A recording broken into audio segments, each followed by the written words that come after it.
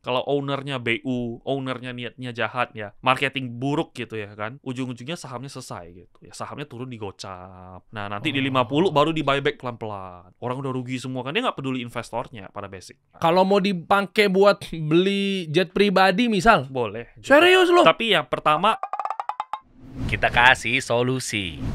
Berbahaya portofolionya. Ini kripto ya? ya Belum saham ya? belum. Tumben ya, saham sama kripto bisa digabungin ya. Soalnya kemarin gue ngundang orang saham, kayaknya sih bahasa kasarnya anti sama kripto. Gue ngundang orang kripto, masih zaman saham, bukan itu baby boomers. Kan gitu kan. Betul. Kan Dua kubu. dua kubu. Lu dua-duanya ya? Dua-duanya. 18 ribuan orang udah percaya sama Hengki Adinata. Dan bahaya banget ini bro. Portofolio lu, boleh gue sebut gak sih? Ini yang kripto ya? Iya, betul. Kalau yang saham kan tadi di handphone lo kan udah gue lihat tuh. 1,2 miliar bulan ini.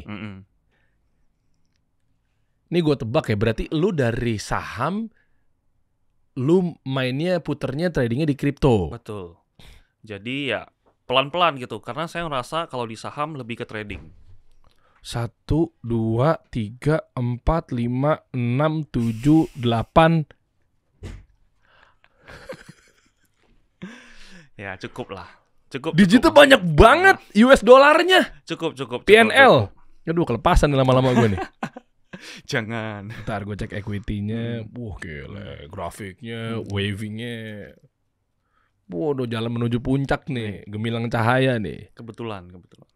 Dahsyat. Gue liat open posisi lo apa aja sih bro. Jadi lu only spot ya? Only spot. Nah gitu. ini cakep nih. Karena kalau futures berbahaya ya. Betul. Lu bentar deh. Lu nggak futures itu karena apa pertimbangannya? Oke. Pertama, kalau futures, kalau ada data semuanya. Kripto ya, kita ngomong kripto ya. 99% orang main futures itu rungkat gitu. Oke. Nggak ada yang berhasil untuk ya life changing money lah gitu. Karena ya volatilitas kripto kan sangat luar biasa. Nah, saya ngerasa volatilitasnya itu saya di saham aja. Oke. Jadi satu di saham untuk saya trading volatilitas, satunya lagi saya untuk investing. Jadi saham dapat duit, muter, dapat duit, profit, saya selalu WD ketika ada momentum bagus untuk investasi, saya tembak semuanya ke sana. Berarti sebenarnya lu lebih percaya kripto? Untuk likuiditas, kripto itu lebih besar daripada saham gitu. Apa tergantung sahamnya apa? Emitennya, misalnya industrinya mungkin kurang bagus atau seperti apa? Kalau misalnya kita main banking gitu ya kan, perbankan ya sorry to say di Indo setahun naik berapa sih gitu ya kan? Aduh iya lagi. Kalau yang naik ya eksponensial gitu, misalnya kayak Pani, brand segala macam, susah kamu untuk beli barang besar gitu. Kamu ketika beli gede rata-rata sahamnya ya udah dia diem kayak gitu. Yang blue chip ya maksud lo ya? Yang udah besar deh secara apa nih market? Secara prospeknya lah kayak gitu. Okay. Misalnya yang bisa naik 1000%, 2000% gitu ya kan. Nah orang yang bisa benar-benar masuk 100 miliar gitu itu nggak bisa kayak gitu masuk size-nya kayak gitu. Karena likuiditas overnya nggak ada. Dan ketika kita mau jualan juga nggak bisa satu klik selesai. Beda dengan Bitcoin atau dengan kripto-kripto yang besar gitu. Dia likuiditasnya ada. Kamu mau sekali jual 100 miliar nggak akan gerak harganya. Kalau di saham, kamu jual saham 4PP 100 miliar, goyang gitu. Minus berapa persen dia. Oh iya sih ya. Iya sih ya. Nanti kita bahas ya. Gue juga pengen nanya sama lo juga apakah lo masuk ke Mary apa enggak gitu ya. Mary. Okay. Kan sempat naik ya, ARA 35%. Tiba-tiba sekarang ARB. Terjun payung katanya ya. Terjun payung. Bro bentar ya bro, gue boleh bukain dikit nggak posisi lo apa aja? Buat ada gambaran buat teman-teman insight-nya. Gue nggak bilang angkanya, gue nggak lagi bahas PNL-nya, mana yang merah, mana yang hijau gitu ya. Boleh nggak sih bro? Boleh. Karena itu cuma hanya ya kecil lah ya kan. Ya gaya-gaya lo aja gue mau tahu. Ini udah disortir ya secara PNL ya. Berarti lo open posisi dari kemarin. Betul. Jadi cara lo trading tuh berarti 1 kali 24 jam? Iya. Kalau trading futures, iya. Tapi lu kan di spot semua kan? Enggak. Kalau posisi equity saya 100%, misalnya 97% itu spot. 3% itu saya mutar untuk mencari momentum gitu. Misalnya, wah ada barang yang bagus nih untuk kita nge-long atau nge-short. Nah, jadi cuma hanya 3% doang gitu. Oke, nanti lo jelasin ya bro ya. Alasan lo kenapa akhirnya lo banyak mendominasinya di spot. Oke. Ya oke. Terserah lah lu mau pakai masalah dalil, mau pakai judi, mau bilang apa terserah dengan gaya lu ya. Boleh. Tapi mudah-mudahan lu punya angle yang lain. Oke. Kan soalnya rata-rata kan mereka mikirnya begitu kan, Hmm. karena gambling bla bla bla. Tapi mungkin kalau lo punya angle lain tuh seru juga tuh untuk memperkaya obrolan aja sih. Boleh. Biar teman-teman juga ada gambaran gitu kan. Dari sudut pandang traders gitu ya, yang oke, yang profesional, kenapa nggak pilih yang futures padahal kayaknya harusnya seksi banget gitu loh. Betul. Ketimbang spot itu sendiri kan, hold apa segala macam ya.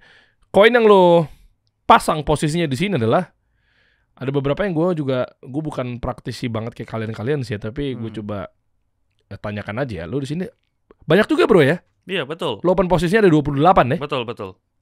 Oke. Dan ini nggak bisa di swing 3 minggu gitu nggak ya? Sebenarnya saya open posisi gitu banyak itu untuk namanya delta neutral gitu. Delta neutral artinya kalau orang trading futures itu ada kena funding fee. Iya. Nah, funding fee-nya itu saya mau collect funding fee-nya saya dapat barang.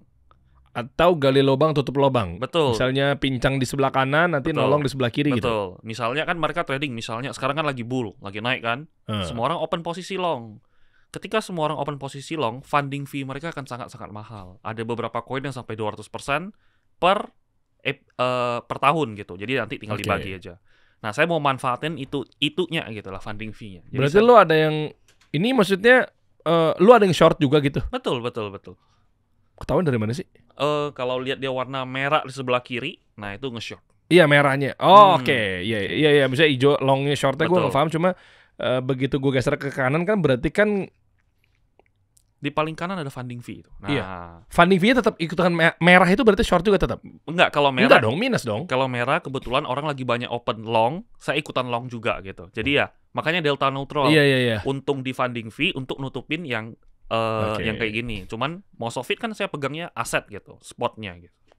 Oke.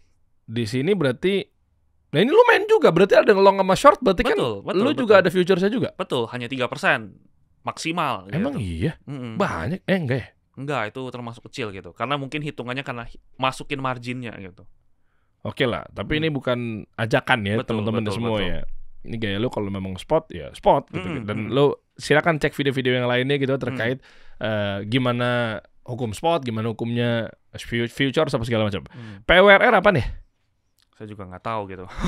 Oh, Karena kita trader tuh nggak mikirin koinnya ya? enggak gitu. Kecuali yang saya 97% ini saya mau invest all in gitu. Itu wajib saya tahu ownernya, foundernya, projectnya, revenue-nya, semuanya saya harus tahu gitu. Oh, invest. Tapi iya, itu namanya invest gitu. Tapi kalau trading ya kita lihat momentumnya, lihat chartnya, lihat makronya lagi arah kemana. Lu ngeliatnya berarti kayak semacam nyari winning product ya? Betul. Kelihatan memang di sini fiturnya. Ya kita harus cari lah, sortir satu-satu gitu. Di hyperliquid. Oh, Betul, satu-satu. Betul. Hype, virtual. Iya. Hype berarti lu pasang ke bawah ya? Karena itu untuk delta neutral gitu. Karena yang tadi saya bilang, saya kan spotnya 97% itu hyperliquid, hype gitu. Nah, jadi kalau dia turun, saya makanya pasang nge-short. Jadi kalau dia turun, saya juga masih untung gitu. Iya. Nah, nutupin dari spotnya ini gitu. Dan dapat dari funding fee. Tapi kenapa hype? Karena hype udah lagi turun-turunnya? Enggak. Justru hype kan naik kencang, saya dari bawah gitu. Ketika dia turun, spot saya tuh turun. Karena saya invest 97% tuh di hype. Oke. Tapi saya nggak mau ada kerugian itu, makanya saya nge-short. Ketika hype-nya turun, saya nggak rugi. Karena saya untung di futures nge-shortnya. Sedangkan untungnya itu menutupi loss saya yang di spotnya ini. Oke. Nah, jadi itu namanya delta neutral gitu ya kan. Iya. Jadi kayak ya penyeimbangan lah. Betul. Jadi ketika spot lo yang naik, berarti lo ngincarnya ada yang turunnya. Betul. Dan dari nge-shortnya ini dapat funding fee karena lagi naik kan. Orang pada wah euforia, orang pada ngelong semua. Ketika orang ngelong semua, mereka kena quote unquote pajak lah hitungannya ya kan. Pajak kamu ngelong nih karena banyak yang ngelong. Nah, saya dapat gitu.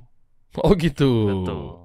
Ondo, Sui, Wave, Layer, WCT, S apa ya? S ada nama Sonic. S doang gitu. Trump, XRP, AL 16Z, AI, Iya. VVV, AV, MKR. Gue kan lagi absen ya. Morpho, Move. Asik, keren juga namanya Move. Usual. Mudeng. Emang lu harus mudeng teman-teman untuk di kripto. Doge, Bera, Bio, Solana, Fartcoin, BTC, Ethereum. makin naik nih kita ngobrol. Padahal baru ngobrol bentar ya. Amin naik terus. Tapi udah pasang ya, stop loss-nya bla bla bla udah pasang. Udah diatur lah. Gitu. Udah diatur semua, jadi tinggal tidur gitu. Betul.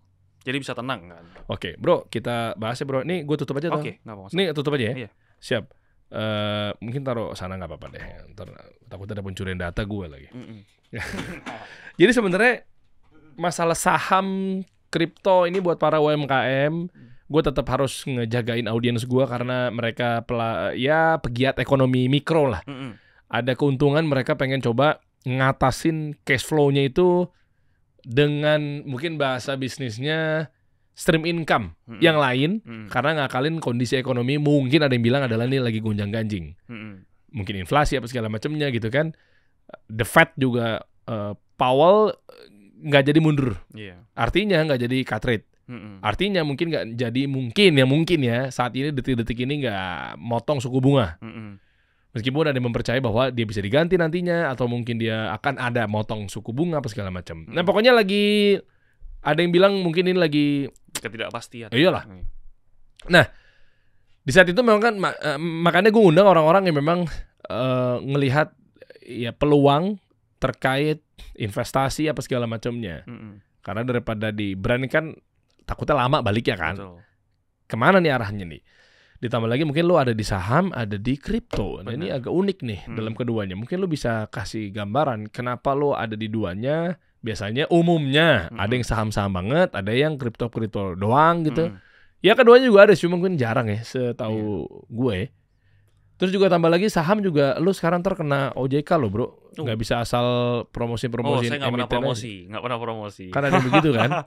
Iya. BBCA begini, BBRI begini, CDIA begini, terus Mary, terus ya macam-macam lah ya. Lo ada di Mary nggak bro? Lagi rame lo bro, Mary Riana. Udah jual. Kok dijual sih? Lo nggak menghargai? Bro, gimana bangsa ini kita berubah, berkembang kalau konten kreator nggak paham tentang public speaking bro? Ya kita kan ngomongin tentang harga ya kita trading, kita main ya momentum gitu. Oke. Nah Mary IPO-nya di 100-an, naik ke 400-an gitu. Ya semua orang berhak untuk jual. Dan nah itulah yang kenapa saya bingung gitu. Dari 100 nggak dibeli, 200 nggak dibeli, 400 dia pada beli. Nah biasanya ya FOMO gitu. Dan tidak tahu apa yang dia beli. Karena ya kalau kita ngomongin wah Mary bagus, terlepas dia bagus atau nggak bagus, ya a good company beli barang bagus harus dengan harga yang bagus. Nah misalnya kita beli ini gitu kan, wah kalau harganya lagi 10 juta ya ngapain beli gitu, bagus nggak? Kualitasnya bagus. Tapi 10 juta gitu loh, buat apa? Ketinggian. Betul. Nah sama dengan trading ya, basically ya semuanya sama lah dalam kehidupan kita. Tapi cuan lo di Mary? Lumayan tebal gitu. Oh itu ada tuh cuannya berarti kan? Iya. Habis itu habis mandi sepah dibuang ya? Ya itulah trading lah ya kan. Ya kita mau ngomong gimana itu namanya realitas trading gitu. Karena ya mungkin yang lagi hangat ya zero sum lah gitu kita sebutnya. Oh trading itu zero sum ya? Gitu. Kalau trading ya? Karena kita jualan kan ada yang harus beli barang kita. Kalau Bitcoin ngehold spot Bitcoin itu zero sum game nggak? Kalau dalam konteks investasi seharusnya itu bukan zero sum. Tapi kalau kamu dalam kacamata trading itu zero sum gitu. Jadi sebenarnya tergantung kacamatanya gitu. Oh, oke.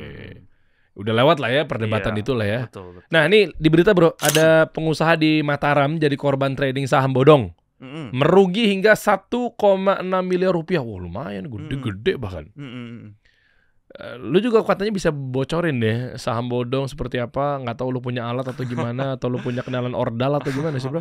Jadi gimana sih bro fenomena saham nih? Bukan kenalan ordal sih, cukup ya common sense lah gitu ya kan. Kalau yang di berita sini ya trading saham bodong gitu ya kan. Nah saham bodongnya ini biasanya ya Ponzi, MLM gitu. Misalnya kita injek biasalah kayak dipancing ikan gitu. Kalau suka memancing ya. Kalau memancing ikan kita taruh umpannya kan dia nggak langsung hap. Dia tusuk-tusuk dulu biasa. Makanya kita pas mancing ada rasa wah ketarik-tarik. Sampai mulutnya masuk gede baru ditarik gitu, disikat gitu. Sama halnya kayak gini. Pertama mereka pasti coba-coba iseng-iseng 5 juta. Oh saya taruh 5 juta. Profit nih. Orangnya bilang profit. Oh selamat kayak kamu profit 200.000. Nah orang tuh mulai serakah. Dari 5 juta nanti masuk lagi 50 juta, 100 juta, 1 M. baru setelah itu Rug pull. rug pull kalau bahasa ya kriptonya lah, atau tapi ya kalau bahasa saya ya udah disikat gitu. Nah, emang tujuannya dia kasih kamu 200.000, 500.000 itu ya mereka sebutannya marketingnya mereka lah, umpannya mereka. Oh, kayak Ponzi bener-bener Betul, ya. betul. Nah, ini yang terjadi ya seperti ini gitu. Dan ya kita bisa lihat ya, langsung grup WhatsApp mengaku sebagai akun BlackRock. Nah, nah ya BlackRock buat apa sih terima duit 1 juta gitu ya kan? Dan ya kalaupun BlackRock dia nggak akan WhatsApp kita. Ini tugas lu sebenarnya. Ya gue juga ada sih. Kasihlah literasi. Betul. Bukalah kelas. Meskipun ada yang bilang bahwa kayak dasar lo ujung-ujungnya jualan kelas lo. Sabar. Memang edukator tuh pahit hidupnya. Gue juga sering dibilang jualan kelas, bodo amat.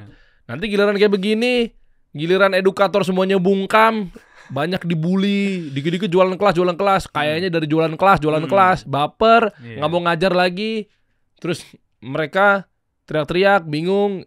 Sebenarnya harusnya, nih anyway bro ya, di luar topik dikit ya.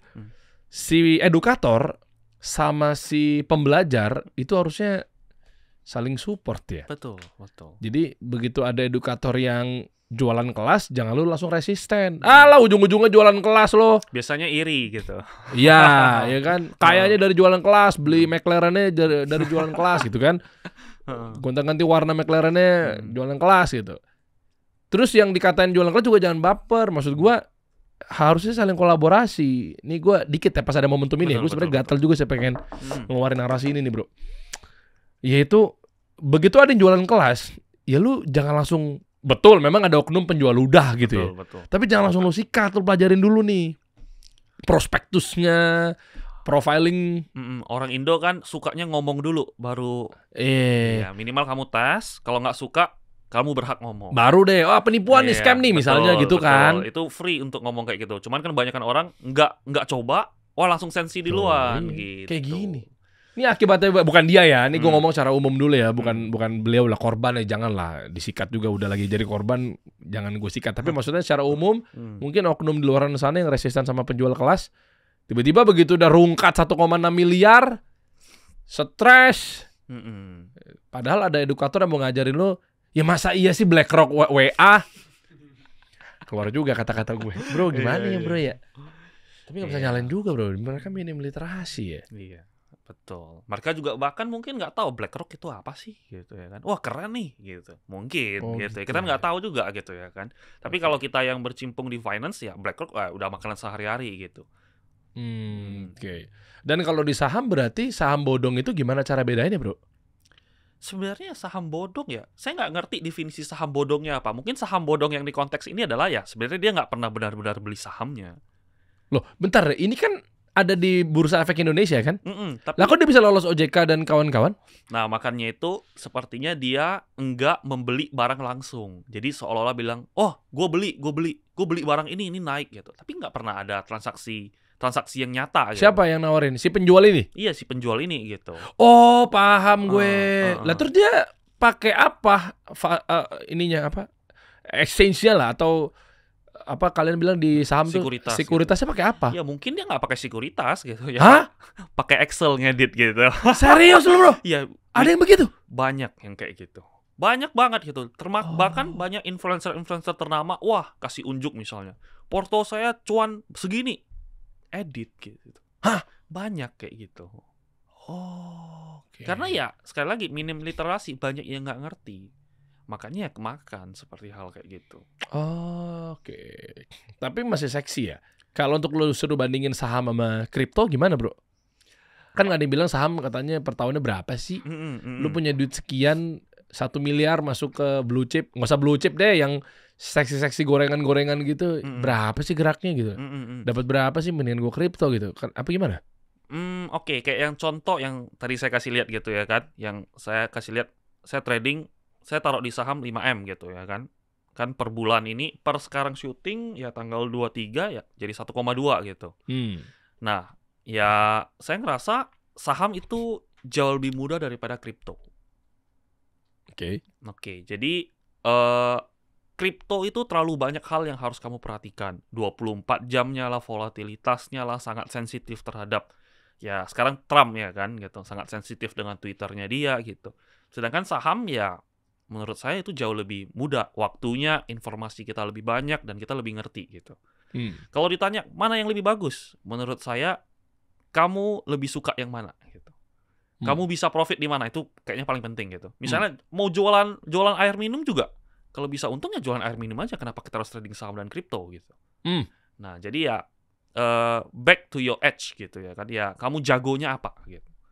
Nah, kebetulan ya kalau saya sih, saya basicnya di saham, cuman saya percaya kripto dalam konteks ya, percaya kripto terus likuiditas saya juga udah makin gede ya, jadi makanya saya masuk kripto juga gitu. Lu belajar sebelumnya di mana? Otodidak semuanya. Otodidak gitu. ChatGPT juga? Waktu itu belum ada ChatGPT. Sekarang kan baru ada ChatGPT. Gitu. Boleh secara teknis nggak sih kayak bacanya gimana? Misalnya gini, UMKM misalnya cuma punya modal 5 juta gitu, 10 juta gitu, yang kecil-kecil gitu. Itu bisa mulai?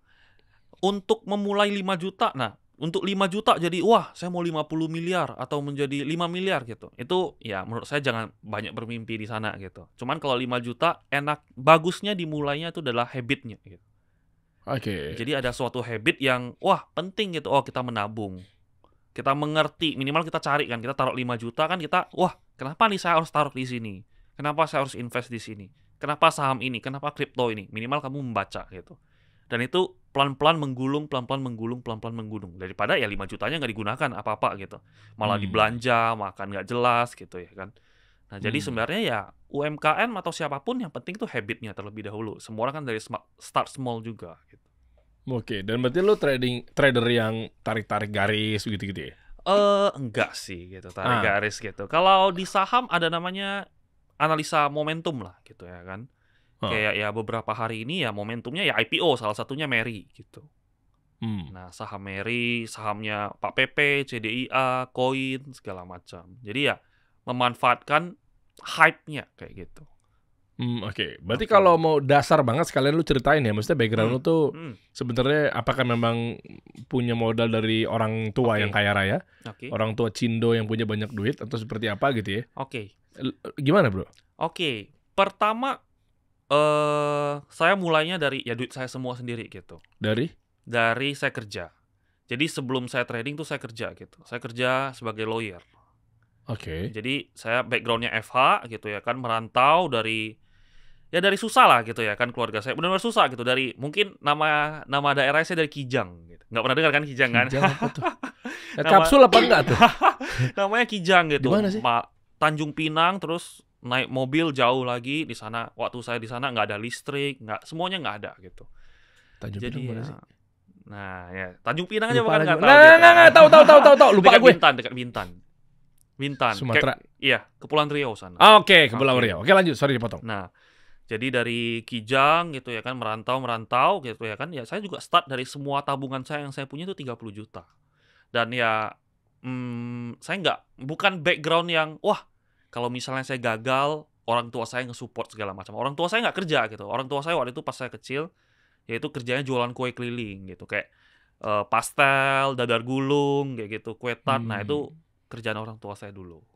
Nah, jadi mulai dari sana 30 juta ya gulung sampai ya sekarang ini. 30 juta lo boleh tahu nggak sih, biar teman-teman belajar dari awal ya, dengan cara yang halal gitu ya. Apa yang lo lakuin pertama kali 30 juta itu bro? 30 juta saya melipatnya lumayan kenceng bukan karena saya jago, tapi karena waktu itu COVID.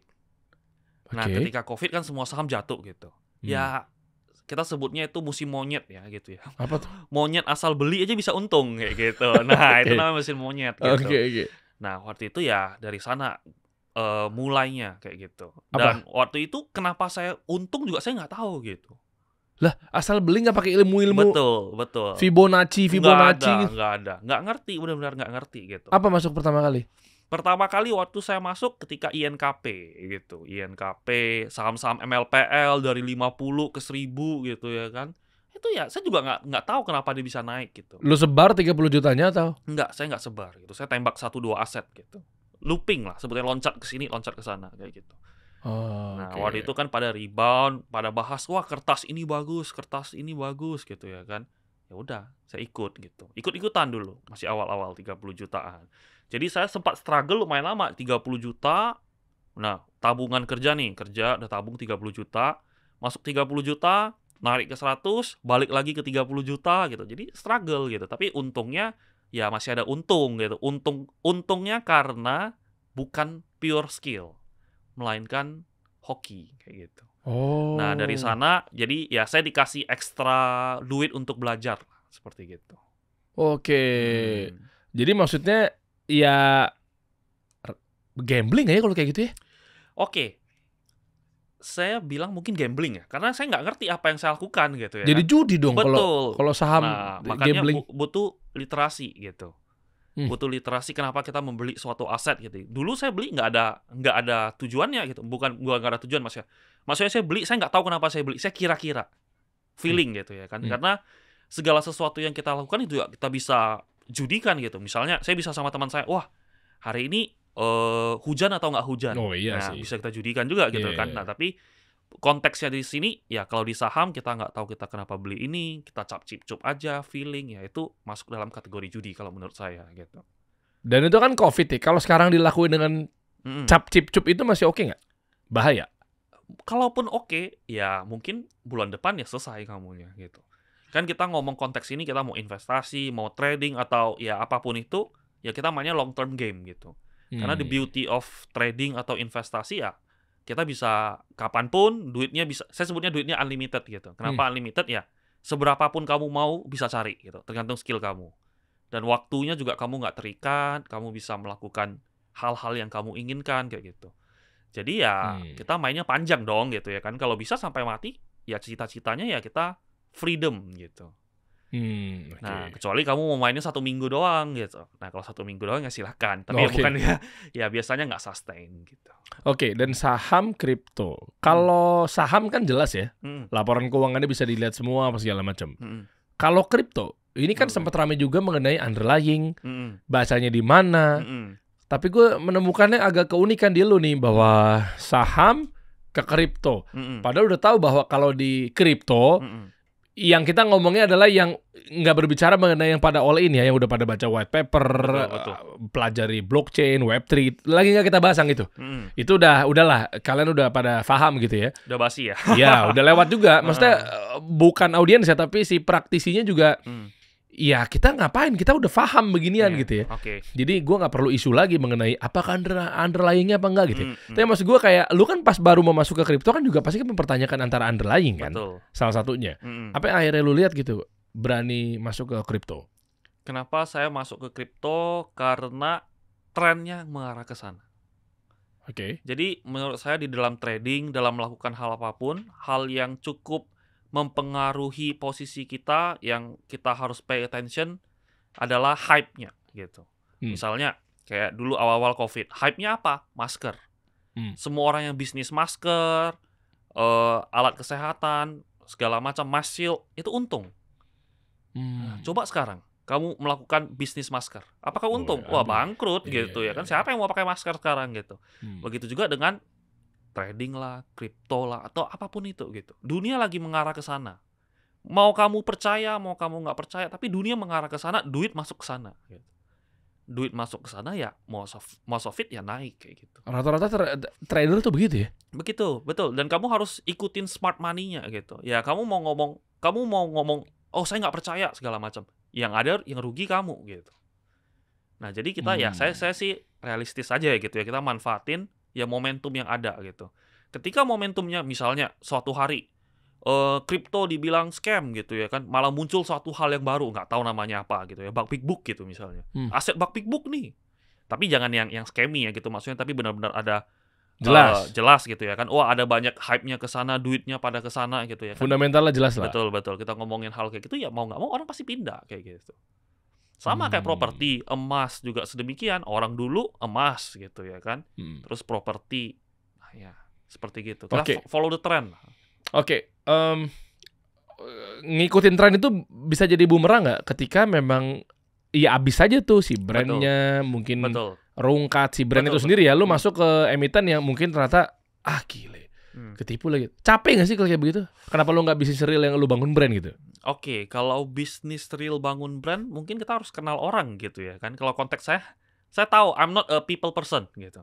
Oke. Saya nggak pandai bernegosiasi, kurang suka kayak misalnya, wah harus sengketa sama orang gitu ya kan. Heeh. Saya lebih sukanya angka gitu ya kan. Angka, baca, kertas, udah kayak gitu. Dan ya zero emotion kayak gitu. Kalau Oke. ngomongin baca tren, apakah tren wah bisa kita rungkat gitu ya kan? Tentu bisa. Makanya kita harus cepat gitu. Cepat dalam artian kita melihat gitu. Loh, ini sekarang lagi hype-nya apa? Misalnya hype-nya AI, hype-nya robot. Nah, yang diuntungkan dari AI robot ini next-nya apa gitu. Jangan yang udah AI robot ini kita malah ke bisnis konvensional gitu. Yang which is kita tahu mungkin potensi besar 5 sampai 10 tahun lagi ya dia digantikan gitu. Nah, ya Oke. selesai kamu namanya gali kubur sendiri kan gitu. Nah, tapi kita inovasi. Makanya ya ChatGPT muncul. Dah ya seperti gitulah. Inovasinya Oke. muncul gitu. Jadi kita ya melihat seperti hal gitu. Oke. Boleh teknis nggak sih bro? Kayak Hmm. misalnya kita ngomong satu persatu deh antara saham sama kripto gitu ya. Boleh. Karena lu praktisi di situ. Apa yang harus mereka lakukan? Maksudnya kayak, gue nggak tahu lu punya kelas nggak sih? Enggak ya. Enggak. Nah misalnya kayak contoh, ini gue apa yang harus gue lakukan? Apakah saham dulu atau kripto dulu? Untuk gimana caranya gue dapetin duit cepat dengan cara yang benar ya? Oke. Dengan fundamental, bukan asal cepet-cepet doang gitu kan. Cepat kaya, cepat miskin juga ngapain gitu. Oke. Nah maksud gue sarannya kemana biar bantu teman-teman pelaku Oke. mikro gitu ya. Oke. Biar tahu nih mulainya dari mana dan gimana strateginya. Apakah memang seteknis masuk di jam-jam market yang open yang besar, New York misalnya, Mm-mm. atau Asia atau Eropa? Oke, kalau saya sih untuk mikro kan, Iya. untuk mikro saya lebih merekomendasikan ke saham Indo gitu. Saham Indo ya? Betul. Karena saham Indo ya seperti yang kita lekat di kita gitu. Contoh misalnya beberapa hari ini lagi rame misalnya Pak Pepe gitu, saham-sahamnya Pak Pepe gitu. Kenapa rame? Ya sebenarnya ada dasarnya juga karena renewable energy. Dunia kan mengarah ke sana. Wah, karena batu bara lah, ini itulah gitu ya kan, merusak lingkungan segala macam. Butuh sesuatu yang untuk tidak merusak lingkungan. Nah, makanya saham-sahamnya Pak Pepe ini quote unquote ya hype yang seperti saya tadi bilang, hot lah gitu ya kan. Oh, masuknya begitu ya. Jadi ngelihat industri atau dunia lagi arahnya Betul. kemana. Betul. Dan menurut lo berarti renewable energy itu yang lagi oke. Ya, Solar kalau- panel gitu termasuk. Oke. Kalau per sekarang sih cenderung agak telat, cuman itu cuman hanya contoh kasus Oh, oke. seperti gitu. Nah, yang kedepannya ya kita harus lihat lagi gitu, money flow-nya kemana gitu. Nah, sekarang kan karena emas lagi naik daun gitu kan, emas all time high terus-terusan. Ya, sekarang kita lagi cenderung ke saham-saham yang emas juga gitu. Saham-saham emas yang konglomerat gitu. Misalnya BRMS kayak gitu. Nah, itu kan punya Bakri ya sama Salim. Nah, jadi ya kita switching ke hal-hal yang seperti kayak gitu. Apa hubungannya Bakri sama Salim? Maksudnya mereka pengusaha top yang istilahnya pasti naik gitu. Oke. Satu, kalau BRMS itu emang pada dasarnya punya Bakri. Tapi Salim ini ada masuk akuisisi sebagian mengambil alih perusahaannya BRMS-nya ini gitu. Jadi mereka joint venture lah sebutannya untuk membangun suatu ya perusahaan ini. Nah, yang which is kita tahu kalau konglomerat, wah Bakri, Salim ini pengalamannya kan bukan kaleng-kaleng gitu kan. Untuk mereka join untuk bangun sesuatu di suatu perusahaan, nah itu ya artinya kita bet-nya bagus dong gitu. Karena mau sebagus apapun bisnisnya, kenapa ada suatu saham yang naik banget padahal bisnisnya sama gitu. Karena ownernya ini gitu. Apakah pemiliknya ini bisa melakukan inovasi, ataukah ownernya ini ketika dapat duit wah malah foya-foya gitu ya kan. Dapat duit party sini atau dapat duit ternyata untuk ekspansi kayak gitu. Jadi kurang lebih seperti itu. Oh, oke. Dan berarti sekarang lu ada di mana aja sahamnya? Kalau saya sekarang lagi di saham-sahamnya IPO. Ini lu nggak boleh ini ya, nggak boleh promosi ya peraturan baru apa? Udah oke belum sih peraturannya? Yang dari OJK itu katanya melarang influencer apa tadi? Tuh, influencer tak bisa lagi sembarangan promosi saham. Ini aturan baru OJK. Lu bisa disclaimer sih sebenarnya bro. Gue pengen buat bahan edukasi aja Pak Komisaris Utama OJK. Pak, ini buat edukasi Pak. Iya. Dan saya mau tahu bahwa ini alasannya apa. Pak Dian Edana Rai bukan sih? Saya lupa lagi. Hah? Siapa sih? Pak, pokoknya Pak Komisaris, siapa Pak Kepala, Pak apalah. Tapi dari pribadi lu sebenarnya lu boleh ngasih tahu nggak? Di luar dari peraturan deh, buat edukasi aja. Saya mungkin kasih tahu posisi saya, bukan ajakan membeli menjual lah gitu. Iya gitu dong, boleh dong. Boleh. Posisi lo? Kalau saya itu lebih banyak pegang sahamnya Pak Pepe kayak gitu. Oh, Pak oke. PP. Yaitu ya saya doyannya sih brand. Brandnya. Iya. Berarti Pak PP yang mana aja? Brand sama CDIA. Dua itu aja? Iya. Gedenya, heavy-nya di sana kayak gitu. Karena lagi rame atau karena lu juga memang baca laporan semua prospektus, semua lu cek detailnya, fundamentalnya. Tadi lu bilang juga renewable energy. Apanya nih? To be honest, saya nggak pernah baca fundamentalnya, nggak pernah baca prospektusnya segala macam. Ini orang jalan hidupnya kayak mulus banget ya. Dari awal kayak lu nggak pernah rungkat, bro? Pernah dong. Berapa gitu. rungkat?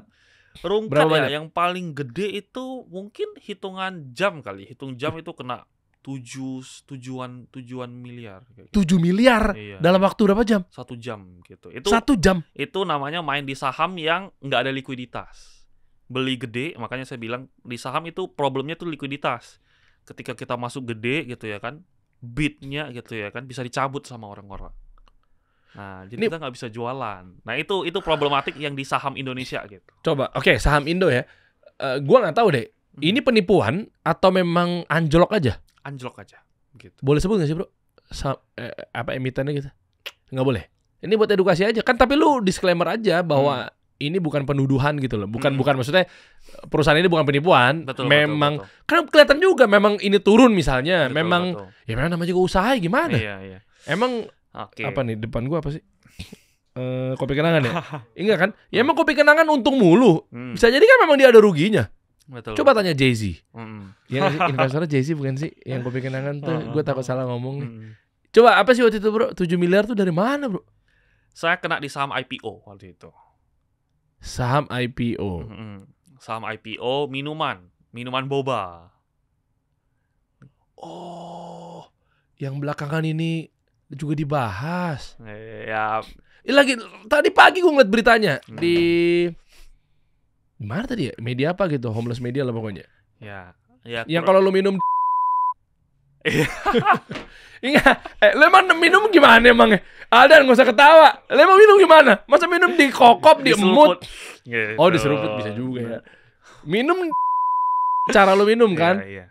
Bukan ditumpahin kan? Betul. Masa minum ditumpahin? Parah, bro. Kenapa, bro? Likuiditasnya nggak ada gitu. Kalau di Indonesia itu kebanyakan playernya banyak lah. Kalau saya sebutnya banyak bandit. Oh, jadi ownernya minuman itu bandit?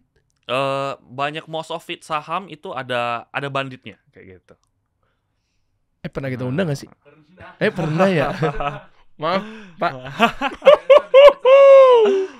Emang kenapa sih gak ngomong brandnya? Iya. Kan perilaku sama brand beda, Dan. Untuk edukasi purpose lah gitu ya. Iya. Kan, ya. Lah, perilaku orang cara makan diemut, cara makan dikunyah, cara minum dikokop, diseruput. Emang kenapa? Ya Aldan. Ya nggak, Pak? Ya. Oh, pernah saya undang ya waktu itu ya? Ya udah lah, saya nggak nyebut brandnya kok. Oh, jadi dia bandit. Dia bandit. Apa tadi lu bilang? Tadi dia ngomong nih. Apa sih? Ya, banyak playernya lah seperti gitu. Nah, tujuannya mereka ya untuk manipulasi harganya itu. Hah? Lah emang karena ya brand kalau itu gitu. most of yang masuk capital market, kenapa sahamnya bisa naik kencang, kenapa bisa turun kencang itu ada bandarnya kalau kita sebut. Makanya dia bilang mafia IPO kan. Betul. Kayak gue juga dihubungin sama orang, gak usah sebut lah. Der, lu mau IPO gak? Enak bener kayaknya hidupnya.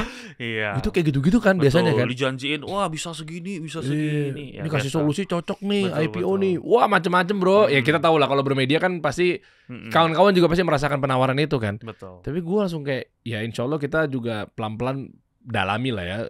Finance apa segala. Kayak enak banget. Bisa udah gampang. Sini pokoknya IPO lah. Emitennya ini. Kasih, cocok juga tuh kasih. Ya kan, wah tar lu deh gitu. Oh itu rata-rata mafia. Mafia rata. Nah tapi ya kalau saya nggak kena hal-hal seperti itu ya saya nggak belajar. Gitu. Ya, jadi which is ya biaya kuliahnya mahal tapi ya itu jadinya merasa bisa naik lebih jauhnya lagi. 7 miliar dapat dari situ, kena di situ doang. Satu itu doang. Itu 1 jam doang palingan gitu. Zut gitu. Lah, lu masuk 7 miliar bro? Wah masuknya banyak gitu. Lah 7 miliarnya apa? Ruginya. Net loss gitu. Jadi realize langsung satu hari lebih gitu. Dari berapa ke berapa? Lu masuk berapa? Gua masuk kurang lebih 15. Oke, tahan ya. 15 miliar pertimbangan lu apa, bro? Ini biar orang kan belajar nggak harus dari solusi ya. Betul. Belajar dari masalah orang juga akan dapat solusi juga betul, kan. Betul. Jadi jangan sampai ini kita melakukan hal yang sama gitu, kejeblos di lubang itu gitu. Lu kenapa sepede itu 15 miliar? Emang rata-rata saya seperti gitu. Oh, saya seperti gitu ya. Sombong juga lu ya. Bukan sombong, cuman ya resikonya gede gitu. Semakin duitnya semakin gede kan resikonya makin gede. Oke. Rata-rata di luar rata-rata emang cara main lu begitu gitu ya. Lu nginvest angka-angka yang belasan miliar gitu. Betul. Tapi kan maksud gue itu kan uang ya, bro. Terlepas dari lu bilang itu kecil apa besarnya, tapi kan ada lah pertimbangan. Nggak mungkin hitung-hitung kancing kan, tebak-tebak bawa manggis nggak dong. Betul. Waktu itu yang lu lihat apa? Selain gorengan gitu. Lagi hype-nya IPO. Nah, itu dia baru IPO, baru listing. Ya seperti yang sekarang terjadi gitu. Nah, listing ini kan banyak nih. Nah, biasanya yang terakhir itu ya rungkat kayak gitu. Makanya kita harus pinter, jeli, baca gitu. Kayak Mary lah gitu. Orang mau ngoceh-ngoceh Mary. Wah, Mary nih 2 hari auto reject bawa turun 15% per hari. Tapi kita harus ingat gitu, dia kan naik 35%, 25% gitu ya kan. Nah, dia udah naik kenceng gitu. Ya nggak ada salahnya untuk orang taking profit dari kenaikan segitu besar. Karena semua orang kan ujung-ujungnya duit kan, UD kan gitu. Iya. Nah, gitu. Coba kita runut aja. Lu ada di koin? Saham koin? Iya. Ada. Nilainya berapa lu masuk juga? Sama 15 miliar juga. Kurang lebih. Oke. Nah, ini pertimbangannya juga sama. Lu nggak tahu resikonya kalau nantinya bakal. Nah, ini kan lu belajar pengalaman nih. Lu kuliah ngeluarin 7 miliar gitu kan. Pasti itu ilmunya mahal tuh. Betul. Oke. Terus lu masuk segituan juga misalnya di saham koin. Betul. Nah, karena memang pertimbangannya kripto lagi naik, karena di situ adalah perkumpulan para kripto bros misalnya atau exchange atau apapun itulah ya. Itu lu masuk atau memang lu baca benar-benar fundamentalnya? Saya nggak baca fundamental. Lagi-lagi? Saya nggak pernah baca fundamental kecuali koin yang saya beli Hyperliquid itu. Kecuali itu doang saya baca fundamentalnya. Lu titisan apa sih, bro? Nggak, maksud gue bisa sampai portofolio kayak gitu nggak baca fundamental. Iya, saya baca. Agak mengerikan ya. Ini jangan dicontoh ya. Bukan saran finansial ya, teman-teman ya. Kalau yang saya minus 7 miliar yang dalam hitungan jam itu sebenarnya masuk berapa belas miliar, berapa ratus juga sebenarnya nggak masalah. Cuman masalahnya adalah ketika saya salah melakukan suatu action, saya tidak disiplin dengan plan saya. Yaitu? Jadi maksudnya misalnya saya invest gitu ya, saya 15 miliar. Ketika udah nggak sesuai, saya seharusnya keluar dong. Tesis saya salah gitu. Saya harus mengakui itu. Oke, kita runut ya. Taunya nggak sesuai gimana? Taunya tidak sesuai, misalnya kita beranggapan, wah ini akan naik lagi gitu ya kan. Akan naik lagi, kita kan set biasanya. Wah nih kalau misalnya ada yang buang sebesar X, saya harusnya keluar. Nah, waktu itu ada buang sebesar X, saya nggak keluar, saya denial. Nah, itu yang pelajaran yang saya paling mahal ya, yaitu ketika kita salah, kita tidak mengakui kesalahannya kita. Jadi egonya tinggi gitu. Wah, saya pasti benar. Jadi ya rungkat kayak gitu. Dan lo tahu siapa yang ngebuang itu senilai yang signifikan yang besar? Yang bisa buang signifikan sebesar itu saya tahu gitu. Ya pasti ya bandarnya gitu. Paham gue, dia goreng. Iya, dia goreng. Dia masukin sekian, dia kebuang lagi sekian karena buat naikin candlenya kan. Betul. Nah, jadi ya seperti gitu. Pelajaran yang saya bisa ruginya nggak gitu banyak gitu ya kan. Saya tinggal buang ya paling rugi gede lah 2-3 M kayak gitu ya kan. Cuman karena saya nggak mau buang, saya pasti benar. Ini pasti naik. Ujung-ujungnya rugi, malah denial gitu. Problematik yang paling besar di kita di Indonesia ya denial gitu. Nggak mau ngaku salah gitu. Padahal salah itu bukan sesuatu yang rugi, salah itu hal yang biasa gitu. Itu kan bukan manusia sempurna. Oke. Sekarang gue balik deh posisinya. Misalnya gue dari pemilik brand gitu ya. Kasih solusi lah. Kita pakai contohnya, lu mau pakai kasih solusi, lu mau pakai close the door, kita sama lah ya. Kita kan dalam satu naungan gitu ya. Gue di under close the door management gitu. Ya mau close the door, mau kasih solusi gitu. Itu dibalik. Apa yang harus kami lakukan ketika kami dapat banyak investor saat open atau IPO? Nah, ini biar kita jadi pelajaran nih. Contoh, kan pasti kan ya kita nggak mungkin bro. Ya ini lu setuju apa enggak terserah lu. Tapi kalau gue sih ada bagian dari setujunya ketika gorengan itu memang dibutuhin. Betul. Ya Saya dong, setuju. kita fair-fairan Saya dong. setuju. Kita nggak lagi bahas bandar berbandar ya, kita nggak Betul. lagi bahas bandar-bandarannya, tapi lebih kepada gimana caranya? Itu kan marketing ya sebetulnya. Betul. Lu mau buka coffee shop juga nggak harus ngomongin saham Indo deh. Lu deh buka coffee shop. Ya lu kalau gitu nggak usah endorse Fadil Jaidi sama Raffi Ahmad ya. Betul. Itu kan juga digoreng sebetulnya. Betul. Lu nggak usah pakai Tasya Farasya ya buat promosi ini kan sebenarnya simpelnya gitu kan. Hmm. Oke, selain gorengan apa bro? Saya 1000% setuju sih dengan hal-hal yang ya goreng itu mungkin bahasanya jelek lah ya gitu. Iya. Marketing kayak gitu. Iya. Ya which is ya dalam dunia ini fine kayak gitu. Makanya saya nggak pernah nyalain, wah saya rugi gara-gara dia. Ya saya rugi karena saya gitu ya kan. Oke. Karena saya nggak disiplin, tidak sesuai plan tapi tidak mau mengakui gitu. Kalau konteks ini ya apa yang harus dilakukan? Menurut saya sih Apa? Harus untung perusahaannya. Katanya IPO nggak perlu mm-mm. ijo-ijo mulu katanya bukunya. Iya. Nah, kalau udah IPO misalnya harganya turun maupun siapa yang buang pasti kena. Pasti oce-oce gitu maksudnya. Wah, gara-gara ini nih. Gara-gara ini. Nah, itu problematik di Indonesia sebenarnya karena kita sering nunjuk orang kayak gitu. Misalnya ya, let's say ya, kasih solusi IPO. IPO udah naik kenceng. Pas turun pasti ada yang marahin gitu. Padahal udah naiknya bisa 1000%. Turun 10% pasti ada yang marahin. Nah, karena Indonesia itu sukanya nunjuk orang. Gara-gara lu, gara-gara lu, Iya. gara-gara lu. Sedangkan dia nggak merefleksi, nggak lihat ngaca gitu. Kenapa gue beli di sini ya? Iya. Gitu. Tuh, jadi kalau gue turun 1% kasih solusi, lu jangan ngomelin gue. Iya. Ya itu kan dinamika gitu. Terus ya. apa lagi sih yang dilihat sama brand sehingga menarik perhatian investor gitu? Biasanya kita Mungkin harus ngapain? growing company kali. Company-nya punya prospek gitu. Enggak bisnisnya enggak ada room of growing. Misalnya kayak properti gitu. Kalau properti kamu nggak ada tanah yang lebih banyak ya kamu bisnisnya stuck di sana doang. Misalnya kayak properti saya di contoh gitu kan. Misalnya di Kijang kayak gitu. Saya cuma punya tanah di Kijang. Ya udah nggak akan ada inovasi apa-apa ya. Yang mentok asetmu cuma di sana. Yang bisa kamu kembangin Kijang. Nggak mungkin saya di Kijang saya bisa kembangin Jakarta. Nah itu udah bisnis yang stagnan kayak gitu. Nah kalau misalnya kasih solusi ini kan ya podcast bisa inovasi segala macam bisa kesini kesana gitu. Oh, berarti revenue streamnya banyak lah bisa dibilang. Betul. Masih bisa potensial grow-nya masih gede lah gitu. Oh oke. Itu ternyata ya dibutuhin ya. Dan terus nasibnya gimana kalau yang udah pada di bawah gitu? Apakah posisi dari sudut pandang si brand owner ya masih bisa naik lagi nggak sih bro? Nah, kenapa saya sebut banyak bandit? Karena kita emang harus hati-hati juga gitu. Banyak orang yang IPO perusahaannya emang untuk exit barang-barangnya dia. Jadi dalam konteks nih misalnya ini waktu itu sebelum IPO dia bilang wah saya ada perusahaannya di ini saya sekarang ekspansi ke US misalnya gitu. Nah saya gerainya ada banyak mau beli banyak gerai segala macam. Tapi pas IPO yang di US-nya itu tutup. Gerai yang dijanjikan tutup sisa 1 sisa 2.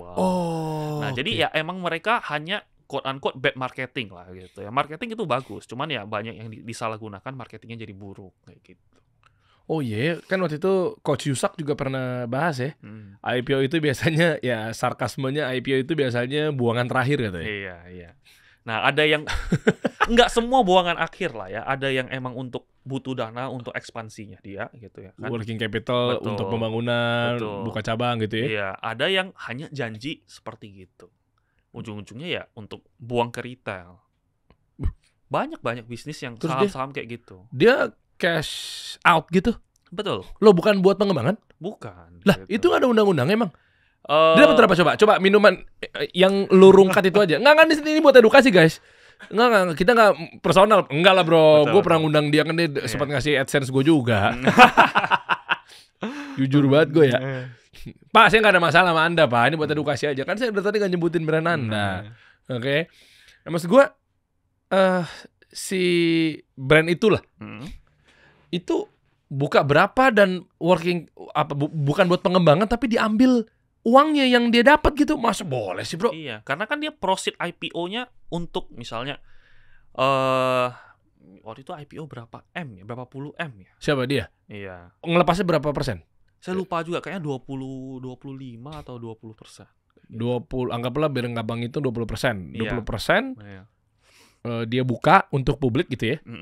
Nah, biasanya kalau sisi gelapnya saham Indo gitu ya kan, buka 20% ke masyarakat. Tapi sebenarnya 19% itu dianya sendiri. Oh. Nah, jadi oke. saya IPO 20% kasih ke masyarakat.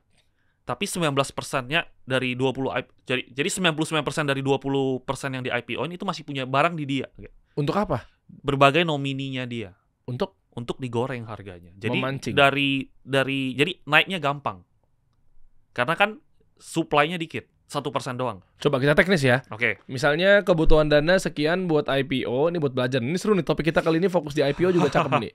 Jadi 20% itu berapa miliar? Oke, kita coba angka lah ya gitu. Iya. Misalnya kita coba Waktu itu aja yang kasus itu. saya lupa. Oh, lupa Tapi ya around mungkin 80M kita let's say. Oke, 80M. 80M 1 juta lembar gitu ya. 1 juta lot gitu ya kan. 1 juta lot mau di IPO kasih ke publik, dapat duitnya saya mau ekspansi. Katanya seperti gitu. 80 miliar dengan ngelepas 1 juta lot. 1 juta lot yaitu 20%. Betul. Di Jadi- harga misalnya 100. Nah, contoh Oke. gitu ya kan. Oke. Nah, 99% dari 80 miliarnya itu dia kuasai. Oh, berarti berapa tuh? Berarti dia harus punya cash dong. Ini Betul. kita ngomong yang oknum-oknum si bandit-bandit ini ya. Betul. Berarti dia harus punya cash berapa tuh? Iya, dia injek sendiri biasanya gitu. 99% dari 20%-nya si 80 miliar. Betul. Jadi ya 1 juta lotnya itu ya dia kuasain 999 lah gitu ya kan. 999 ribu lot. 50%-nya aja kan 40 miliar. Iya. Iya dong. Iya. Berarti kalau 20%, Ya 88 miliaran lah. 78 lah gitu ya kan. lah dia punya duit segitu dong berarti. Ya harus ada gitu. Itu. Oh. Nah, biasanya kalau nggak ada namanya ada fund besar itu yang bisa minjamin duit. Ya Allah, niat banget. Nah, iya, dia minjamin duit tapi kena bunga gitu, 5% per bulan kurang lebih. Buat ngegoreng itu ya, karena dia Betul. yakin bahwa ini bakal naik, Betul, dibalikin dia duit betul. sekian. Betul. Jadi ya biasanya ya dari 80 miliarnya ini dia pegang banyak mayoritas, dia goreng dari jual 1 juta lot hanya dihargai misalnya 1 juta lot cuma dihargain 80M.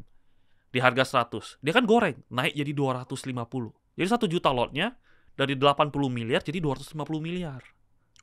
Nah, itu yang didam ke market dan biasanya kalau ownernya BU, ownernya niatnya jahat ya, marketing buruk gitu ya kan, marketing baik tapi tidak benar gitu ya kan, ujung-ujungnya sahamnya selesai gitu ya, sahamnya turun digocap gitu, diem lama.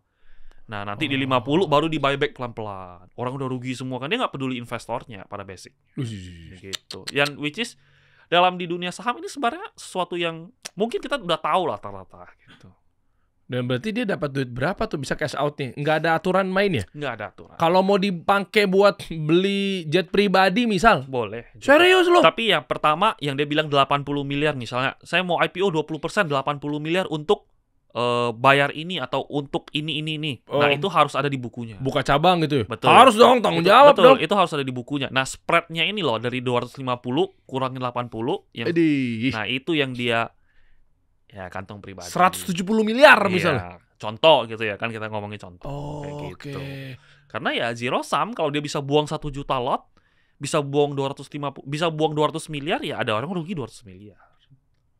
Termasuk berarti dari situ uang lu 7 miliar tadi ya? Ya kurang lebih, tapi kan saya cut loss gitu ya kan. Oh, Nah, berarti sisa kan 15 miliar lu masuk, iya kurang lebih. berarti 8 miliar Iya, balik lah. betul. 7 miliarnya hilang. Iya. Wih. Kurang lebih seperti itu. Wah, itu pelajaran apa tuh yang lu dapat ya? Berarti nggak bisa asal-asalan begitu ya? Betul. Dan which is ya pelajaran yang saya paling oke ya, jangan percaya orang, main data, sama selalu disiplin dengan utama kamu apa di sana. Bisa disogok nggak sih bro? Oknum-oknum yang ada di sana? Ya. Oknumnya siapa nih? Ya mungkin oknum-oknum yang ada di... Biasanya terlibat apa sih? Bursa Efek. Iya. Terus OJK? Saya nggak tahu deh kalau itu karena Oh, saya kan oknum bro, aman-aman aja kita ngomong. Enggak, maksudnya saya nggak pernah terlibat di dalamnya, jadi Iya, maksudnya mungkin nggak bisa disogok untuk ngebantuin memprioritaskan. oh kalau ngomongin itu, kalau dicek berita sebelumnya ada oknum-oknum dalam quote unquote petingginya bursa itu ketahuan melakukan tindakan tercela. Oh iya. Nah, ya itulah bukti. Jangan jadi yang saya ngomong percuma gitu, lihat buktinya Iya. aja gitu. Sempet nyampe tuh gue beritanya tuh. Iya, betul. Tapi sekarang gimana nasibnya? Nggak tahu ya, mungkin udah di layoff dan sekarang ya mungkin lebih bersih lah gitu. Di layoff doang, nggak dipenjarain? Enggak. Gitu. Cuma dipecat. Oh. Itu biasanya terima suap. Seharusnya gitu. Dari beritanya sih tulisannya kayak gitu, meloloskan IPO yang tidak seharusnya Itu. IPO. Nah, ya itu. Ya itu ya pasti ya kenapa dia lolosin ya nggak itu. Either dia nggak kompeten atau dia terima sesuatu. Gue baca sih komen-komennya ya. Gue nggak mau sebut yang mana lah. Belakangan ini ya gue nggak tahu. Gue juga nggak bilang bahwa tadi kesebut di obrolan apa enggak. Tapi intinya sempat naik kan. Terus kan drop nih, trot gitu. Mungkin lu juga ada di situ lah. Gue baca komen-komennya bro. Ya gitu. Ya netizen gitu udah pada pinter lah. Kayak misalnya bilang, kok bisa sih lolos IPO? Betul. Nih siapa nih uji kompetensinya siapa nih? Nah itu juga catatan penting juga. Apalagi sekarang lagi hype-hype-nya investasi ya. Betul. Di saat kayak begini ya. Iya, tapi kalau lihat trennya, saya kan dari COVID gitu ya kan, udah banyak retail yang pintar gitu. Menurut saya ya investor-investor Indonesia ya udah ya maju banget enggak, tapi udah banyak peningkatan gitu. Minimal mereka ngerti, wah ini perusahaan apa, mereka nggak ikut-ikutan doang gitu. Kalau zaman COVID mah mereka nggak benar-benar nggak ngerti, cap-cip-cup, dengerin influencer, baca berita, langsung beli aja kayak gitu. Tapi sekarang mereka banyak yang sertain analisanya, which is good gitu. Tapi ada yang bilang katanya justru yang masuknya kecil dia yang paling berisik ketika RUPS. Bukan gue yang ngomong. Ya, justru gue mau minta klarifikasi. Betul. Parah lo masa ngomong mentang-mentang cuma masuk 10 juta, 5 juta dapat 0,000% saham. Kan sempat rame gitu kan kemarin kan. Pas lagi RUPS kan, gitu. Ada yang turun dari ini, turun dari itu, kendaraannya apa segala macamnya. Emang bener? Nggak mungkin lah masa yang paling kecil yang paling berisik. Orang duitnya cuma dikit kok. Harusnya yang paling berisik adalah yang naruh 15 miliar. Saya nggak pernah ikut RUPS, jadi tidak tahu. Hah? Saya nggak pernah datang ke RUPS. Kenapa emang? Macam. Ya buat apa ya? Karena lu 15 miliar kali. Ya. Kan 15 miliar harus datang bro. Karena saya trading kayak gitu. Oh. Jadi saya nggak pernah, seumur hidup saya selama saya berkarir di financial, saya nggak pernah datang ke RUPS. Ya klise sih tapi ya itu faktanya kalau saya. Emang kalau trading nggak harus datang? Enggak, boleh datang kan? Boleh datang, boleh enggak, kayak gitu kan. Nah, most of it kan ya orang kan suka datang, happy, mau cobain ambience-nya atau segala macam. Tapi kalau saya personal, saya nggak pernah. Cobain ambience, hal-hal baru, peluang ini itu. Di era-era percuanan, teman-teman, saya ajak nih buat warga Jakarta. Ya, ini harus coba peluang baru yang satu ini nih. Ini potensinya juga mungkin nggak berdampak langsung terkait cuan ya. Begitu lo gunain ini lu cuan, bukan. Tapi justru ada yang lebih dari cuan. Yaitu naikin kredibilitas dan prestis kita. Ketika kenakan hal yang satu ini. Wih keren. Jadi buat warga Jakarta, nah ini buat lo yang berani buka diri sama peluang baru dan tunjukin semua potensi terbaik lo, bisa ikutan event Giordano yang satu ini bro. Nih Giordano. Nama tengah gue, tolong ada nomor telepon pimpinan Dukcapil nggak? Gue mau ganti nama nih, Dery Giordano Yansa. Giordano ya, barusan saya efek jilat deh. Jadi Giordano hadir di Mall Kota Casablanca tanggal 28 Juli sampai 3 Agustus, bawa event spesial One Indonesia, tuh hashtagnya tuh One Indonesia, mantap. Bertemakan Embrace the Possibilities, keren. Jadi di sana apa aja Der? Oh santai bro, ada workshop seru banget, ada photo booth kece, eksklusif merchandise dan special deals yang sayang banget buat dilewatin nih. Ya jadi buat anak-anak muda, ramaikan Mall Kota Casablanca ya teman-temannya Kokas. Datang ramein dan follow akunnya @giordanoid atau giordanoid untuk informasi lebih lengkapnya. Dan gue mau ngasih hadiah buat lo bro. Karena kan lo anaknya Giordano banget kan. Kan gue tahu lah ya enggak. Nih. Oh, ini ada gift buat lo bro, berupa voucher. Ya, hitung ya. Nih lo hitung nih bro. Oke. Ini ada berapa nih? Ini angka berapa nih? 50.000. 50.000. Hitung berapa lembar nih? 1, 2, 3, 4, 5, 6, 7, 8, 9, 10. Uh. Selain untuk memastikan dia lupa dah, gue ngitung takutnya ditilep sama kru gue. Kalau gue nggak hitung, nih selamat kamu dapat voucher 500.000 rupiah dari Giordano, tapi gue nggak hitung. Kita nggak tahu, kan kata lu banyak bandit kan di IPO kan. Betul. Wah di kantor ini juga banyak bandit bro. Di hidup ini banyak ya. Banyak bro. Iya. Belum tahu kan lo makanan endorse buat bosnya hilang kan? Wah, keren pokoknya kantor ini, bro. Nih, muka-muka buaya-buaya darat ini yang gercep untuk makanan-makanan kan. Nggak ngitung tuh, ada makanan nih mencomot ya kan. Padahal ada akad dari klien ke gue gitu loh, ya nggak sih? Nih, buat lo bro, 500.000 rupiah persembahan dari Giordano. Terima kasih. Tuh, Giordanonya kakak. Tuh. Untuk belanja lumayan. Iya dong. Nutupin 7 miliar.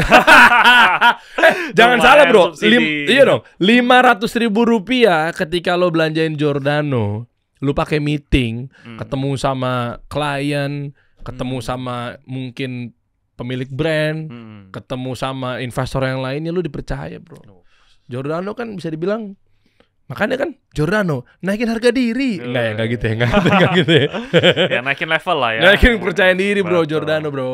Tuh, Thank you. sama-sama bro. Berarti dengan adanya berita-berita kayak misalnya harga naik saham 700% gitu ya.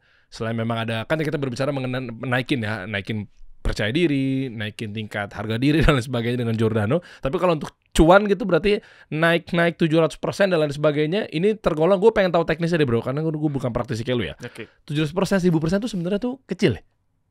Ada yang bilang katanya naik 200%, 100% Oke. untuk PNL. Oke, ini 700% gede Gede. secara persentase. Oke. Nah, karena most of people itu nggak bisa beli barang-barang ini. Karena dia sahamnya auto reject atas, volumenya nggak ada kayak gitu. Oh. Nah, oke. jadi kalaupun ya orang kan pesan IPO gitu ya kan, dapatnya berapa sih gitu kan? Dari total, bukan berapanya, maksudnya dari total equity yang dia pesan misalnya kan. Nah, di sini kan dia pesan misalnya let's say pesan 100 juta gitu ya kan, dapatnya 0,5%. Nah, jadi dari 100 juta, 1% 1 juta, dapat 500.000. 500.000 naik 700%, ya lumayan lah gitu ya. Ya bukan nggak bersyukur ya. Bukan nggak bersyukur, bukan dalam maksud bersyukur, tapi ya persentasenya ini fantastis dalam konteks presentase aja, bukan secara equity. Sayangnya seperti gitu. Berarti mendingan kripto.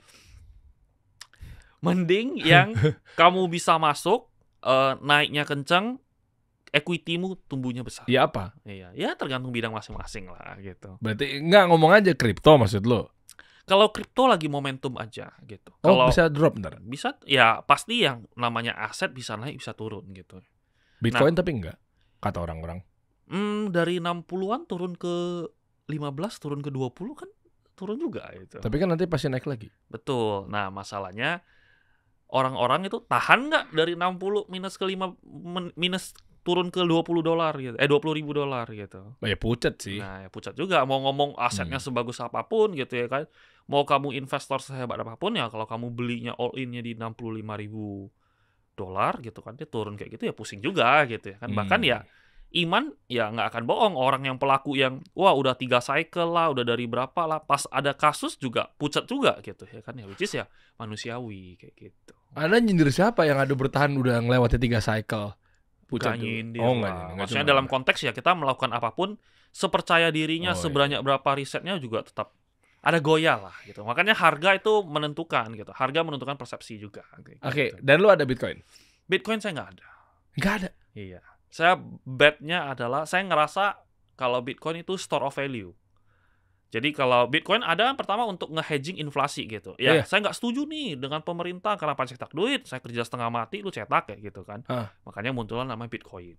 Oke. Nah, jadi Bitcoin di harga sekarang menurut saya risk and reward-nya nggak masuk gitu. Bisa naik ke berapa sih gitu ya kan? Ke $200.000. Wah, gede sih. Tapi ya 120, sekarang 120. Per shooting mungkin 118 lah. 118 ke 100, ke 200, ya 80%. Makanya saya cari, wah apa nih alpha yang bisa bet-nya ngalahin BTC-nya ini. Tapi Michael Saylor percaya katanya bakal bombastis, bahkan nggak cuma $200.000 bro. Iya, karena dia kan pegang banyak barang juga kayak gitu kan. Ya which is ya, saya juga masih percaya bisa harga segitu. Cuman kan konteksnya kita bukan kayak Michael Saylor yang punya berapa triliun, berapa ratus triliun kayak gitu. Nah, makanya dia nge-hedgingnya ke sana. Kalau saya nyari sesuatu yang bisa outperform Bitcoin itu sendiri. Oh, jadi saat ini apa menurut lo? Kalau saat ini ya yang tadi. Ya ini bukan ajakan lah, Iya, tapi betul. gue pengen denger versi lo aja biar dapat insight nih. Betul. Kalau saya tadi invest yang tadi bilang most of my duit yang disebut digitnya itu. 8 digit. 8 digit belakangnya kok ada koma 2-nya tuh. Iya. Ya segitu ya di Hyperliquid namanya. Hyperliquid. Betul. Berarti koin Hype. Betul. Hyperliquid berarti DEX-nya si Hype ya? Betul. Kenapa itu? Oke, itu adalah koin yang mirip memproses spiritnya Bitcoin itu sendiri. Gitu. Oh iya? Bukan Ya. Ethereum? Oke, kayak contoh lah, jangan Ethereum karena nggak apple to apple. Kita ngomongin BNB. Gitu. Oke. Nah, BNB. Iya, sama-sama Jadi punya si exchange ya. Betul. Oke. Nah, BNB, kalau BNB naik, siapa yang kaya? CZ-nya dong, Iyalah. karena CZ-nya punya 80% dari BNB. Spirit utama dari cryptocurrency adalah tidak mau ada dikontrol supply sama koin-koin sama orang-orang tertentu. Makanya Bitcoin itu desentralisasi banget gitu, ya kan? Nah, sama dengan Hyperliquid. Hyperliquid juga desentralisasi. Selain itu, good thing-nya adalah yang saya percaya sama Hyperliquid ini sendiri adalah ketika suatu company misalnya dapat profitnya diapain? Ya, terserah ownernya mau leha-leha, yang penting masuk ke kantongnya dia. Dalam konteks ini Hyperliquid itu tidak melakukan hal itu. Jadi dia ketika dapat duitnya dia buyback tokennya itu. Oh, I see. Dia balik lagi dari rakyat untuk rakyat ya. Betul. Nah, itu Skemanya definisi gitu. dari rakyat untuk rakyat gitu. Yeah. Betul itu ya kata-kata yang sangat cocok lah gitu ya kan. Nah, dia per hari ini ya sekarang daily ya gitu ya kan. Average fee-nya dia dapat itu kurang lebih $4 juta. Oke. Nah, jadi $4 juta terus dia buyback terus tokennya gitu. Makanya lu spotnya paling gede di situ. Betul Di gitu. hype ya? Betul. Nah, jadi itu ngelawan inflasi gitu. Jadi deflasi karena tokennya misalnya 1 billion token. Nah, dia akan berkurang terus-terusan. Kenapa? Karena di buyback-nya ini ya gitu. Oh, berarti lu udah cuan banyak, mayoritas dari yang 8 digit tadi adalah dari Hype. Iya. Oh iya? Iya, most of my money ya dari sana gitu. Yang kedua selain Hype? Only Hype gitu. There is no second best kalau menurut saya di Hyperliquid gitu. Kalau untuk lo masuk Bitcoin sekarang ya cenderung telat gitu ya kan. Bisa naik. Kita percaya Bitcoin. Kalau Bitcoin naik, ya saya merasa Hyperliquid bisa ngalahin perform secara persentase daripada Bitcoin itu sendiri gitu. Tapi kalau Bitcoin turun ya tentu Hyperliquid-nya akan turun juga. Tapi kenapa tiba-tiba Ethereum Solana kemarin sempat XRP juga sempat naik ke menuju puncak gemilang cahaya, bro? Ya momentum lah gitu ya kan. Karena ya mungkin ya kita mau ngomong gimana ya gitu ya. Ya duitnya lagi lari ke sana. Karena kan kalau biasanya Bitcoin naik, setelah Bitcoin naik nanti Bitcoin sideways di harga atas, money-nya pindah dari Bitcoin, money-nya lari ke Ethereum gitu. Jadi orang-orang yang beli Bitcoin di bawah, mereka TP Bitcoin, mereka pindah ke Ethereum. Makanya Ethereum-nya pumping. Nah, biasanya kalau berdasarkan siklus 4 tahunan, biasanya kalau setelah Ethereum pumping ya alt season-nya mulai kayak gitu. Sekarang udah masuk? Sekarang hitungannya udah pada naik 100%, 200% dalam waktu ya 1-2 minggu kayak gitu. Berarti saran lu nge-hold aja dari sekarang altcoin misalnya Ethereum, Solana, Hype, XRP gitu? Kalau altcoin menurut saya itu bukan koin yang untuk di-hold gitu. Karena pada basicnya dia nggak ada gunanya. Nah, tadi lu nge-hold Hype? Nah, karena Hype-nya ini sendiri satu-satunya koin yang ada gunanya gitu. Yaitu dia buyback tokennya ini. Nah, kalau yang kayak contoh XRP gitu. XRP kenapa dia bisa naik terus-terusan gitu ya kan? Karena kenapa dia strong? Karena XRP itu produk asli dari US. Nah, jadi orang-orang US percaya terhadap koin-koin tersebut. Kalau kayak Doge gitu, apa fungsinya gitu? Nggak ada gitu kan. Nah, coba sebutin satu fungsi Doge. Nggak ada gitu ya. Selain Elon Musk-nya sebagai maskotnya yang ngepromosiin terus-terusan gitu ya. Dia narik kan udah pindahin tuh. Iya. Berasa itu apakah akan ke Doge? Belum tentu juga. Belum tentu. Ya tidak ada yang tahu lah gitu ya kan. Cuman ya yang bet saya adalah ketika kita trading gitu kan. Kita masuk suatu aset. Chances kita menang kan 50-50. Nah, tapi kalau misalnya ada ownernya yang pede melakukan pembelian terus-terusan dan pembeliannya bukan omong kosong, dia sebutannya on-chain gitu ya kan. Jadi ya terbuka, kita bisa lihat secara live gitu. Dapat duit dia beli, dapat duit dia beli, dapat duit dia beli. Nah, jadi ya chances kita menang udah lebih di atas 50%. Dan ya saya percaya ownernya juga ya orang yang kuantitatif trading, jadi punya pengalaman. Siapa nih? Ownernya Hyperliquid. Hype ya? Iya, Oh, oke. yaitu Jeff sebutannya gitu. Namanya Jeff gitu. Terus Andrew Tate dibayar apa gimana? Kok lu ketawa? Yang ada ketahuan ternyata itu adalah Andrew Tate yang dia beli Hyperliquid iya, itu bohong. tuh kan. Iya, itu bohong. Itu nggak Oh, benar. beritanya bohong. Beritanya dia ngeposting. Iya, bukan Andrew Tate kan juga katanya ini posting PNL-nya Betul. Nah, bagus, itu, tapi begitu dicek, itu bohong. Iya, benar. maksudnya bohong apa nih? Dia Andrew Tate bohong. Andrew Tate-nya bohong gitu. Nah, kan? Which is Andrew Tate-nya scam gitu. Dia nggak beli, tapi dia mengklaim dia beli. Lah kok bisa? Ngapain? Nah, ya kayak gitu. Ya kan untuk popularitas. Nah, dunia tipu-tipu. Lah dia kan harusnya tahu ya kalau Hyperliquid bisa dicek. Betul. Nah, terbuka. Dia mungkin kira orang bodoh gitu ya kan. Terus pas orang ngecek, orang pada nge-confront, ini bohong, buktinya ini. Dia kan delete. Dia kan delete bukti Twitternya gitu. Ya, which is ya kita sama-sama tahu lah gitu. Dan dia ya hobinya bikin koin, suruh membernya beli di rug pull kayak gitu. Gile. Ya banyak cara mencari duit gitu ya kan. Berarti bukan dibayar sama Jeff. Bukan. Jeffnya itu zero marketing. Jadi dia nggak pernah marketing sama sekali. Yang marketing ya orang-orang yang suka produknya seperti saya gitu. Misalnya saya suka gitu. Kalau saya pelajarin, ya kita nggak jatuh cinta lah sama Hyperliquid kalau kita pelajari. Karena dia ada kayak company tapi spiritnya Bitcoin gitu. Wah, which is ya sangat beautiful gitu. Berarti mau tuh di spot, di hold gitu, Hyperliquid, lo aman-aman aja? Aman. Saya merekomendasi spot gitu. Hyperliquid adalah bettingan yang bisa mengalahkan Bitcoin secara presentase. Kenapa gitu. tidak futures? Karena futures volatilitasnya, kena psikologisnya, terus ada namanya funding fee. Kalau funding fee itu langsung sebutannya orang bilang zero sum gitu ya kan. Kalau trading zero sum, tapi kalau futures itu sebenarnya negatif sum gitu. Kamu udah pasti kalah gitu. Karena ketika kamu enter misalnya 10 juta gitu ya kan. Sorry, $1.000 gitu. $1.000. Kamu udah potong fee, udah kena funding fee gitu. Jadi ada kamu enter kena biaya, kamu beli kena biaya, jual kena biaya, kamu ngehold per jam kena biaya gitu. Nah, itu negatif sum. Kamu udah rugi secara presentase trading 100%, kamu udah di bawah 50%. Kayak makanya gitu. 99% orang di futures rungkat ya. Betul. Mau kamu seprofesional apapun gitu ya most of it rungkat. Gitu. Tapi ada yang main scalping aja, aman-aman aja tuh gimana tuh, bro? Ya mungkin ya itu ya satu dari sekian lah gitu ya kan. Satu dari sekian dan lagi ada momentum. Seperti gitu. Oke. Cakep padat nih. Kita tunggulah berarti saat ini lu fokus di saham dan kripto. Betul. Begitu nanti kalau kripto kan mungkin ada, gua nggak tahu nih momentum apa enggak ya, bro. Tapi kalau saham Indo kan dari dulu sampai sekarang ya. Betul. Ya karena mungkin saya backgroundnya, makanya tadi ditanyain kan gitu. Kalau dari mikro itu bagusnya masuk mana dulu? Saham Indo ya? Betul, karena saya dari kecil juga gitu. Saya dari nggak ada duit gitu ya kan. Benar-benar nggak ada duit, saya pernah tidur di jalan loh kayak gitu. Serius loh? Iya, tidur di jalan 2 hari. 2 hari doang ya gitu ya. Kenapa? Ketiduran? Ya, kenapa bro? Ngapain Iya. orang tidur di jalan? Sorry, nih nggak ada rumah. Oke, pertama kali saya datang ke Jakarta itu saya merantau gitu kan. Nggak ada keluarga, nggak ada duit gitu. Jadi ya benar-benar datang sini untuk kuliah gitu. Dan belum dapat kampus, belum dapat tempat tinggal. Bahkan datang ke Jakarta nggak pernah gitu. Saya harus jualan, ya waktu itu saya jualan pepero namanya gitu. Apa tuh? Ciki, kayak poki. Nah, Pepero? Pepero. Pantesan lu megang sahamnya Pak Pepe ya. Bisa jadi. Pepero lu punya kesan tersendiri ternyata ya, Pak Pepe ya. Secara alam bawah sadar. Oke. Nah, ya seperti gitu.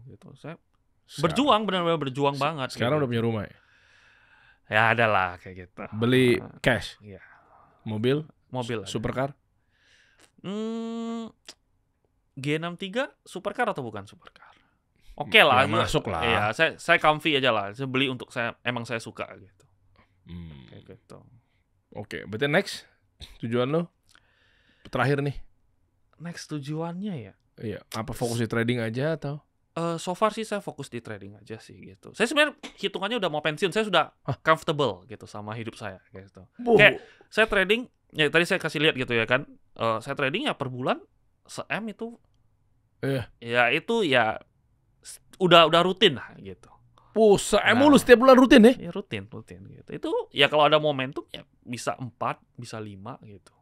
Itu kan di satu account gitu kan, kita trading gitu. Kalau saya trading gitu, ya orang mau 1T segala macam, ya itu suka hati mereka lah. Buat apa kalau mereka 1T sedangkan kamu nggak bisa nikmatin juga ya kan.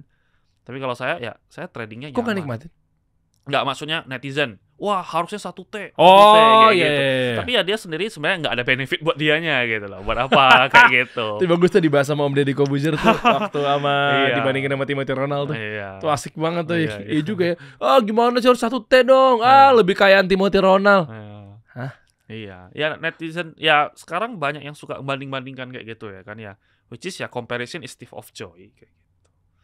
Ya saya udah ngerasa nyaman, ya 1M rata-rata per bulan, terus saya tembak ke Hyperliquid tadi semua.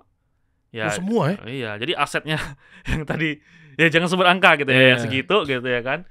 Nah, ya, saya udah nyaman lah sama hidup saya kayak gitu. Wow. Jadi kalau ditanya tujuan hidupnya lagi ya sebenarnya agak sedih juga ya gitu. Dalam artian ya nggak ada apinya, udah nggak ada lagi kayak gitu. Oh lu mau pensiun udah abis itu lu Nah, kemana pensiunnya? Ya belum tahu juga. Nah, mari kita pikirkan. Oh. Iya, kayak gitu. Segitu aja udah mau pensiun guys. Berarti kita harus lebih semangat lagi. 1 miliar aja kayaknya udah cukup lah. Udah mau pensiun lah itu, tuh. Itu kan daily loh. Monthly income loh gitu. Daily apa income? Daily apa monthly nih? Gitu. Ya invest itu Ya. segitu gitu loh. Maksudnya ya dari Berarti udah ya gain and loss-nya kan tadi lihat kan. Financial freedom lah ya. Ya, saya sebutnya udah lah gitu. Saya udah comfortable. Berarti mau ada 1T sebulan nggak pengen lah, pengennya 1M aja sebulan ya. Ya oke lah gitu. 1T per bulan enggak lah, nggak mungkin ya. Kerja apa 1T per bulan? Siap bro. Nanti update lagi bro. Oke. 1T per bulan. Mungkin nggak sih ada orang 1T per bulan? Nggak deh. Di Indonesia ya? Enggak. Kalau Enggak. ada pun on paper, bukan real cash kayak gitu. Adaro aja Pak Sandi Iya. kemana Ya, berapa? orang Berapa sebutnya T? ya, dia? saya punya 1T ya kan, harus tahu ya liquid cash atau bukan liquid cash. Kalau bukan liquid cash ya nggak bisa dijual buat apa gitu. Bikin suatu perusahaan valuasinya tinggiin, saya punya 1T kan keren. Tapi ya nggak bisa di spend buat apa kayak gitu. Oke. Mendingan ya memang real ya ada ya. Betul. Real Tapi lu cash bisa gitu. beli ini beli itu apa segala macam ya. Betul. Dan pajaknya clear di saham gitu kan. Kalau kripto, Ya bukan ekspertis saya lah untuk jawab itu. kenapa lu nggak mau minta disebutin? Pajaknya belum kedeteksi ya. Kecil lah. Enggak lah, kecil. Pantesan, gue tahu. Pantesan lu portonya cuma mau dibuka saham Indo. Ya cukup lah, cukup. Betul lu belum bayar pajak bro, kripto. Udah dong. Kripto. Udah lah. Udah sumbang banyak gitu. Kemana? Ke saham. Kripto? Ya kecil lah, ada. Kita kasih solusi.